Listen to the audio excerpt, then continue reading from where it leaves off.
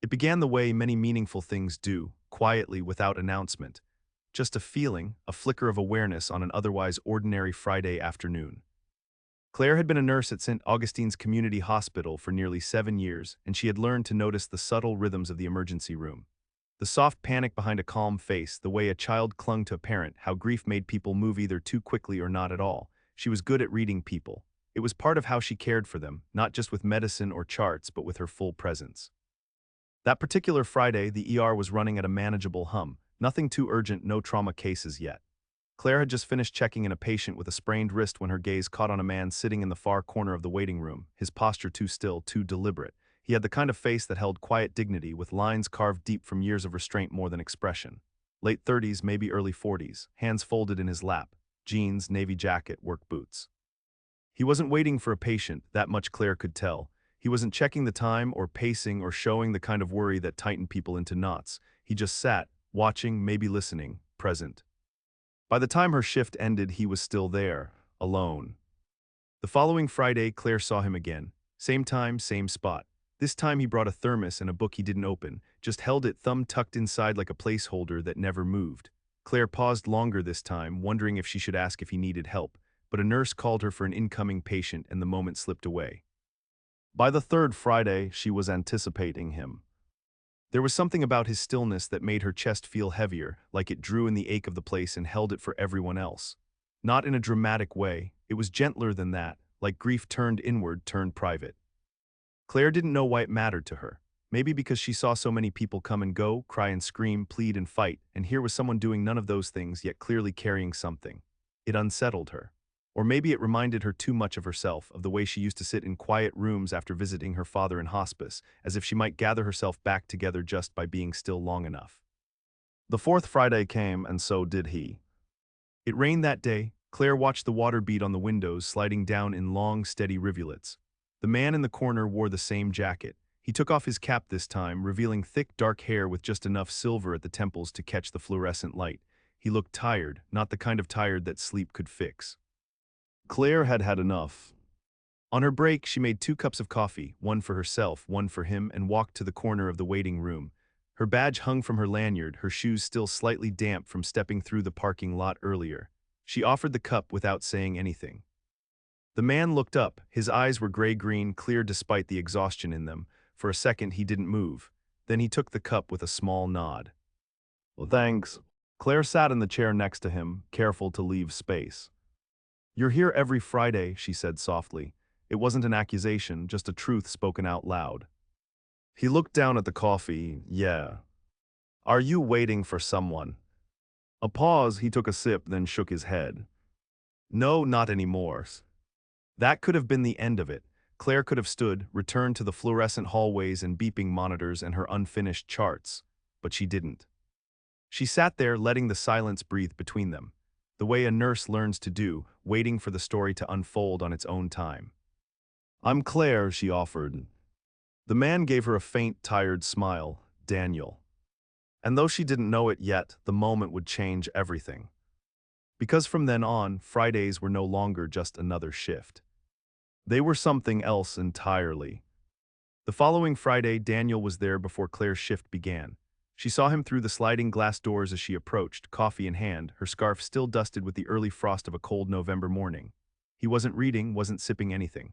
Just sitting with his hands in his lap, gaze steady but unfocused, like he was watching something that no one else could see. Claire hesitated before pushing the door open. A strange thing stirred in her chest, something that wasn't quite nerves but wasn't quite ease either. A kind of quiet anticipation, like waiting for a song to reach the part you love most. She didn't approach him right away. The ER was already beginning to stir to life. A child with a deep cough, a man with a gash on his temple wrapped in a towel, the morning lit by soft urgency. But even as she moved through her routine taking vitals, listening to chest sounds, checking monitors, Claire found her thoughts returning to that man in the corner with the weight behind his silence. When her break came, she walked out into the waiting room and sat beside him again. This time, she didn't bring coffee. This time, she came with nothing but herself. Daniel glanced over, his expression unreadable. "You don't have to sit with me," he said quietly. "I know," Claire replied. A minute passed.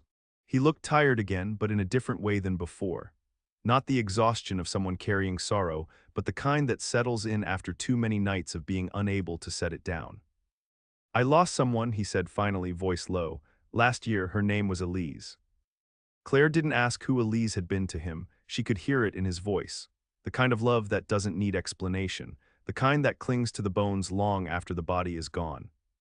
She used to come here every Friday for chemo, he continued, still not looking at her. This place was the last place she was, still herself, before things got worse. Claire folded her hands in her lap. The linoleum beneath their feet glowed under the overhead lights. Someone across the room coughed, and a baby cried somewhere farther down the hall. She didn't want me to come in with her, Daniel said the waiting room was enough. So you waited, Claire said softly. He nodded. And after she was gone, I guess I didn't know where else to go. My house is quiet, too quiet here. It's like I can still feel her sometimes, like she might walk out those doors and smile at me again. Claire didn't offer empty comfort. She didn't say time heals all things or she's in a better place. Nurses learned quickly that grief wasn't something to fix. It wasn't a wound that could be stitched or bandaged. It was something you carried, some days heavier than others.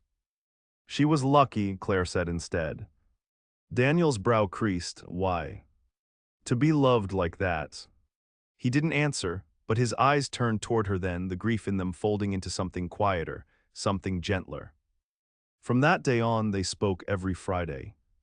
Not always about Elise. Sometimes they talked about the weather or music or books one of them had once meant to read. Daniel mentioned he used to be a carpenter, and Claire told him she'd wanted to be a poet once, before nursing felt like the only thing that made sense after her father died. They didn't sit close, they didn't flirt. There were no exchanges of numbers or awkward attempts at plans, just two people who met in the pause between pain and healing, sharing space the way sunlight shares the room, quietly without needing to ask. By mid-December, Daniel brought 2 coffees without her having to ask. He remembered how she took hers, 1 cream, no sugar. She pretended not to be surprised. He pretended not to notice how her face softened when he handed it to her. And then one Friday, just before Christmas, Claire found a folded paper on her locker shelf. Her name written in small, careful letters, no envelope, inside was a poem. She recognized the rhythm, simple, raw, not polished but honest, the kind of words someone writes with calloused hands and an aching heart. She carried it in her coat pocket the rest of the day. Claire didn't mention it when she sat beside Daniel that afternoon. She didn't have to. He looked at her, and for the first time, he smiled with something that looked like warmth rather than politeness. Like maybe, just maybe, the waiting room wasn't the only place that still felt like she might walk through the doors. Maybe someone else had walked in instead. Someone new. Someone real. And Claire, who had learned to hold the stories of others in the quiet corners of her heart, felt something she hadn't in a long time. Hope, not the loud, cinematic kind, but the kind that slips in through the cracks, steady and soft and real. She stayed 10 minutes past her break. That day, neither of them noticed the time. The first Friday of January came with sleet in the air and a tight chill that seeped through layers no matter how many you wore. Claire arrived at the hospital early, her gloved fingers stiff as she clocked in and tucked her scarf into her locker. A quiet hum filled the staff lounge, the clink of coffee mugs, the faint sound of an old radio no one ever bothered to turn off. By now, she knew Daniel would be there. She didn't look for him immediately, didn't want to seem like she was waiting. But when she passed the waiting room 20 minutes into her shift and saw him in his usual chair, reading an actual book this time, a warmth threaded through her chest despite the cold. She hadn't replied to the poem, not directly, but she'd left something on the chair beside him the following Friday, a small notepad with a pressed sprig of rosemary tucked into the first page, a quiet response. Nurses found ways to speak without words every day. She figured Daniel might understand that language too. When her break came, she walked out to where he sat, shaking the stiffness from her shoulders. The ER was slower than usual. Snow made people stay home unless they couldn't avoid it. Daniel looked up, closing his book. He was wearing a flannel-lined coat she hadn't seen before, and his beard had grown a little thicker in the weeks since Christmas. He looked good, though he still carried that gravity with him, a quiet kind of sorrow that had settled into his posture, part of him now, like an old injury that only hurt when the weather changed. "You wrote that poem in pencil," she said, taking the seat beside him. "I smudged the corner." His lips twitched. "I didn't know if you'd want to keep it." "I did." A beat passed. She reached into her pocket and pulled out a folded piece of paper. "I wrote something back," she said, holding it out. Daniel took it with the kind of care that said he understood what it cost to give something of yourself away.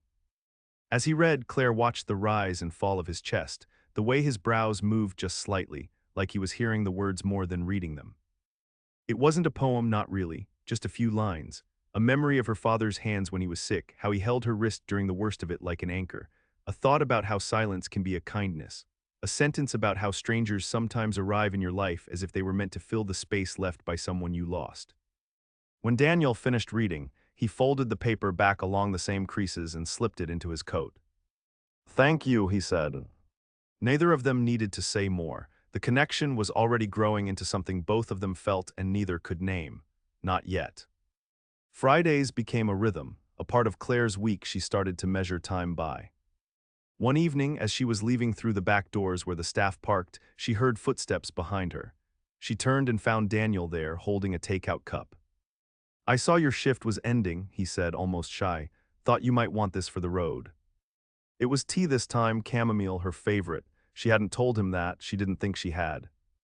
Claire took it, fingers brushing his. "Well, thanks."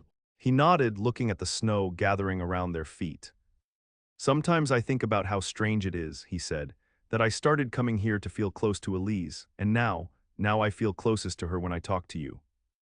Claire's throat tightened, the wind picked up, tugging her coat. He wasn't saying he'd stopped grieving. He was saying she'd become part of the place where his healing began. She stepped closer, her voice quiet. "You're not the only one who lost something." He looked at her then fully, eyes open in a way they hadn't been before. That night as she drove home, Claire thought about how healing didn't look like she expected. It wasn't neat or linear. It wasn't about forgetting or moving on. It was about being brave enough to keep showing up, to let someone sit beside you in the silence until it stopped feeling like a void. It was about letting someone new into the spaces you thought would always be empty. One Friday, late in January, Daniel didn't come. She noticed immediately. The seat was empty, the corner of the waiting room dimmer somehow. She told herself he was probably sick or out of town or finally starting to feel like he didn't need this place anymore.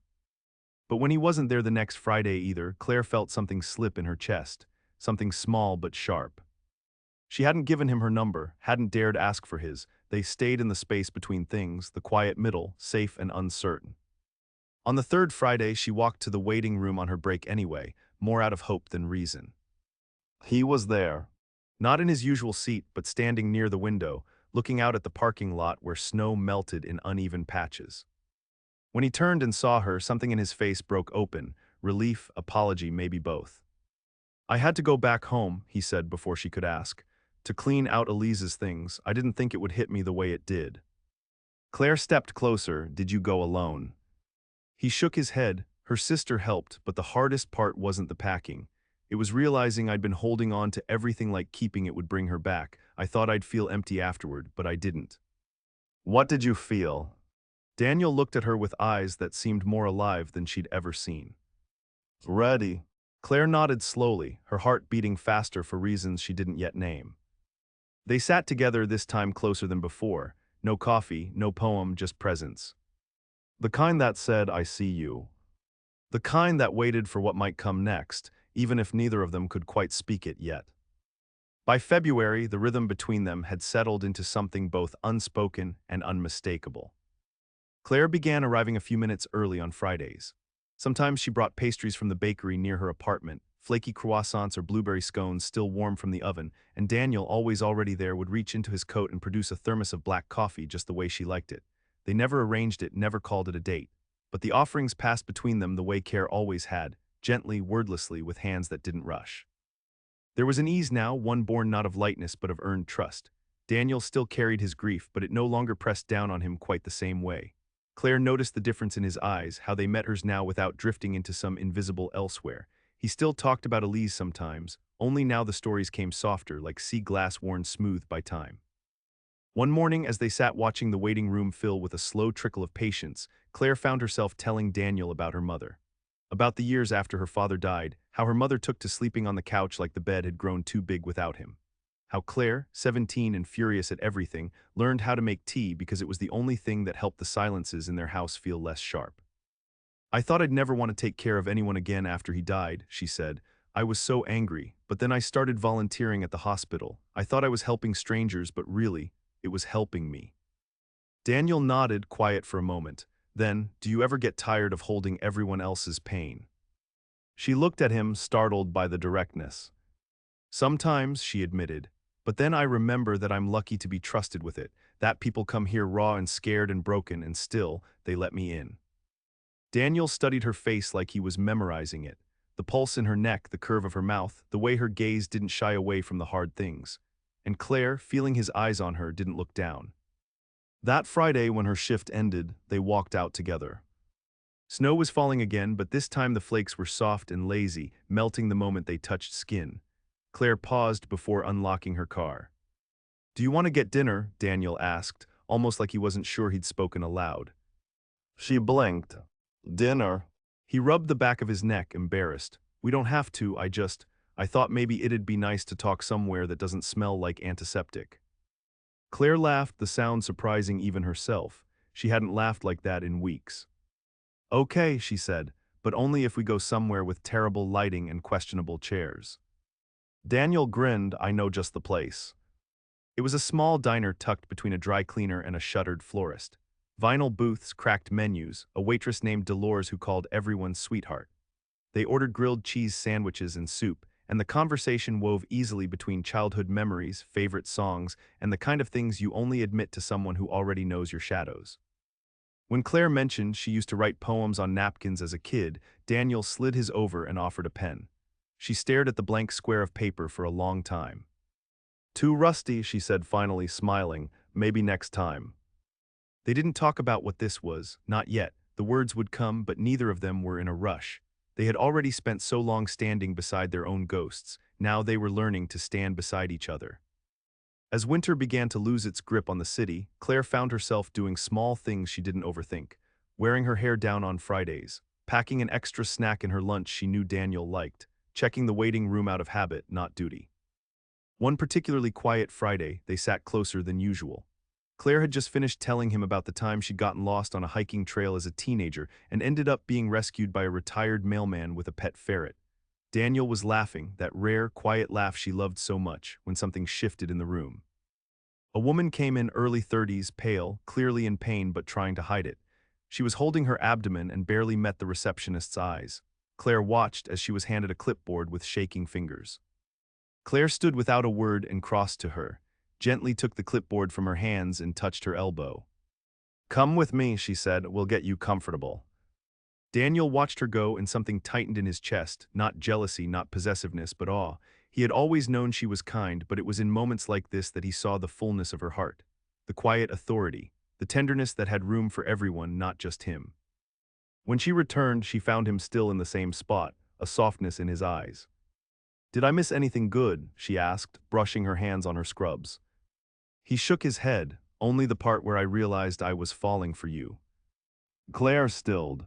He hadn't meant to say it, not like that. The words had leapt out like they'd been waiting too long. But he didn't take them back. And she didn't look away. Instead, she sat back down, her heart doing something wild beneath her ribs, and after a long moment, she reached out and touched his hand. "Not a promise. Not yet. But something." And Daniel, who had once thought the best parts of his story were behind him, began to believe in the idea of an unwritten chapter. One that started not with a dramatic declaration, but with a quiet presence in the same seat every Friday, a nurse who noticed, a woman who stayed. Spring came slow that year. The kind of spring that didn't burst onto the scene but crept in gently, buds tight on branches, the occasional birdsong breaking through gray mornings.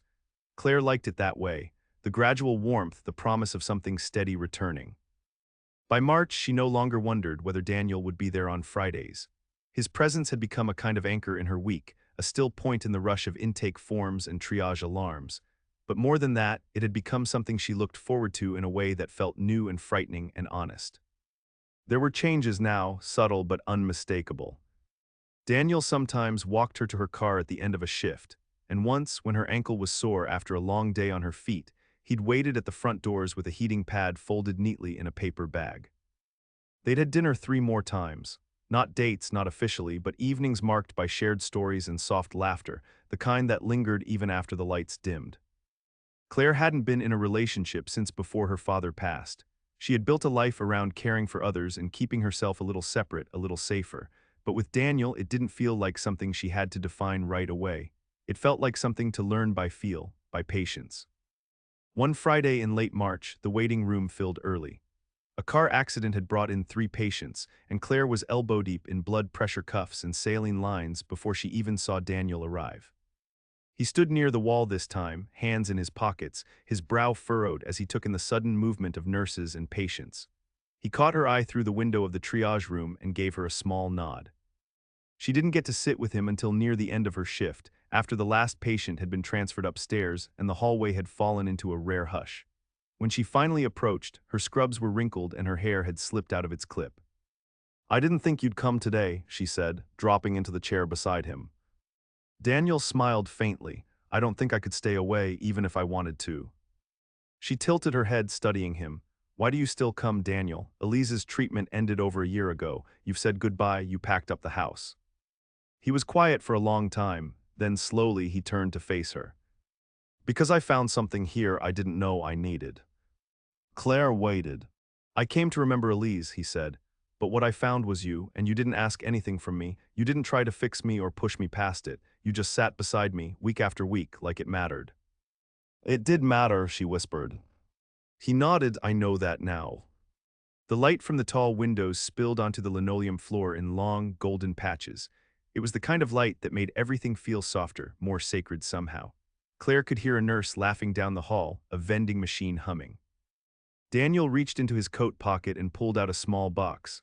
Not velvet, not dramatic, just a simple square. Claire blinked. "What's that?" He handed it to her. "Open it." Inside was a key, silver, plain, worn around the edges. "It's not what you think," he said quickly, nervous now. "It's not a proposal, not yet. It's just, I finished building something in the back of the house. It's small. A studio, I guess. A space for writing or reading or tea. I don't know. I was making it for Elise once. But now it feels like it could belong to someone else." Claire held the key between her fingers. It was heavier than she expected. "You're giving me a room?" she asked. "I'm giving you a place," he said. "Not to live in, not unless you want to, just to be, when you're tired, when you need quiet, when you want to write a poem again." She stared at him, heart aching in the best way. And then softly, "Okay." They didn't kiss, not that day, but she leaned her head onto his shoulder and he rested his cheek lightly on her hair, and they sat like that for a long time, as if neither of them wanted to break the moment. The weeks that followed were quieter, more certain. Claire visited the studio one Sunday afternoon. The windows let in perfect light. There was a small table, a kettle, a chair with a blanket folded neatly over the back. On the windowsill, a rosemary plant. She smiled at that, he remembered. She wrote something that day, not for anyone, not yet. Just to see if she still could. On Fridays, Daniel still came, but now he sometimes waited for her outside the ER, leaning against her car, 2 coffees in hand. Sometimes they'd go for a walk. Sometimes they'd drive without speaking, just letting the silence between them feel like comfort instead of distance. One night in late April, after a long shift and a thunderstorm that lit up the sky in veins of silver, Claire kissed him. On the front steps of her building, rain in her hair and tiredness in her bones. It wasn't dramatic, it wasn't perfect. But it was real. Later, much later, she would think of that first cup of coffee she handed him in the waiting room, how small it had seemed, how ordinary.